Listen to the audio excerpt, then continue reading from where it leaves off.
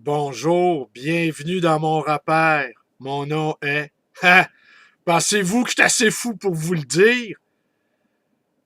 Et on est à Montréal le 21 mai 2013. Et je vous donne rendez-vous ce soir au bar Le Bistrot de Paris, au 4536 rue Saint-Denis.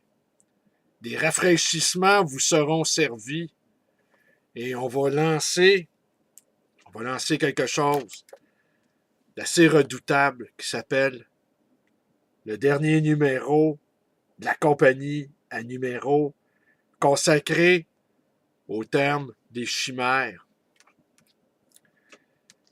Mais en attendant, je vais vous lire la préface que j'ai écrite, mais je vous dirai pas mon nom. J'étais assez fou de me livrer moi-même. Tiré de ce numéro-là, le numéro 5, qui était consacré au thème du désir.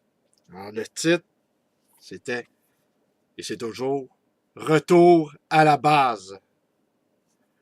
Et je me posais une question en enregistrant cette vidéo. Est-ce que le règlement P6 s'applique aux vidéos YouTube? Je pense pas. De toute façon, j'ai donné mon itinéraire. Ce soir, je le répète, lancement de la revue La Compagnie à numéro sur la rue Saint-Denis, angle Mont-Royal. Je peux même vous dire, je vais prendre le taxi pour m'y rendre parce que ça va être trop lourd, les caisses de livres. Retour à la base.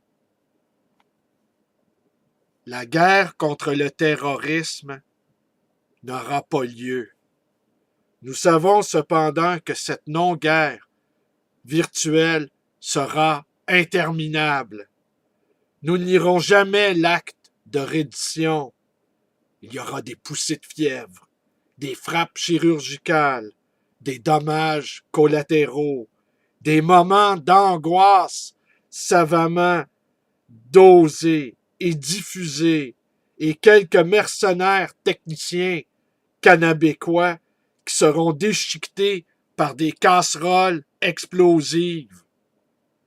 Cela rappellera aux oublieux que les États-nations occidentaux, jadis poreux, se sont forgés dans le sang, que les pays marchés se confectionnent des mythes dans le sang des autres, des nôtres.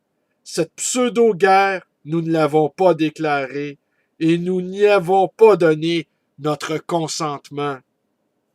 Mais elle est, surtout, cette simili-guerre, le reflet bien réel, chaque jour expérimenté, de notre condition fragilisée, de nos espérances meurtries, de notre colère rentrée, de la guerre de tous contre tous, chaque conscience voulant la mort de l'autre.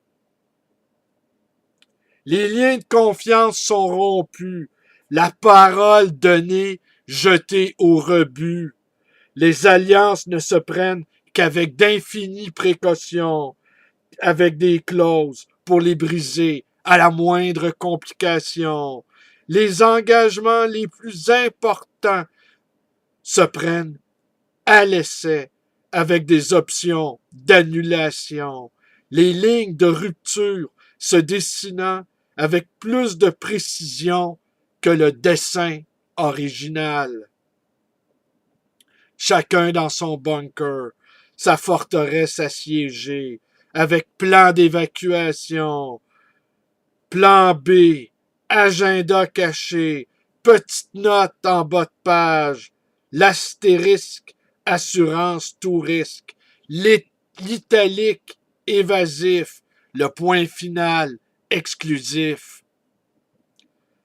La suspicion est universelle. Tous nos rapports sont marqués par la méfiance. Nos liens sont pareils à des pièges, nos relations à des embuscades. Chacun d'entre nous est un engin explosif artisanal. Nous rampons pour ne pas être vus. La peur est notre pôle magnétique, affolé, paniqué, contrôlé par de nouvelles combinaisons moléculaires, tandis que l'autre pôle de la psyché humaine, le désir, est quant à lui paralysé, détourné, perverti. Le désir reprendra son cours, sa fluidité. Il pulsera à nouveau quand nous serons capables de distinguer nos besoins fondamentaux, ceux que nous bafouons et refoulons à chaque jour dans cette guerre absurde contre nous-mêmes.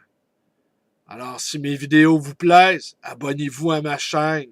Je dirai toujours pas mon nom. Vous pouvez également me téléphoner. Je donnerai pas mon numéro. Vous pouvez aller joindre ma page Facebook. Débrouillez-vous pour me trouver.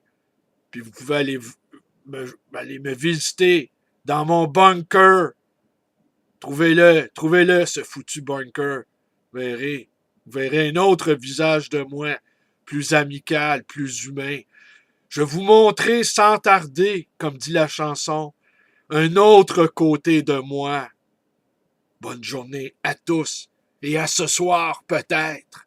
Et à ce soir peut-être.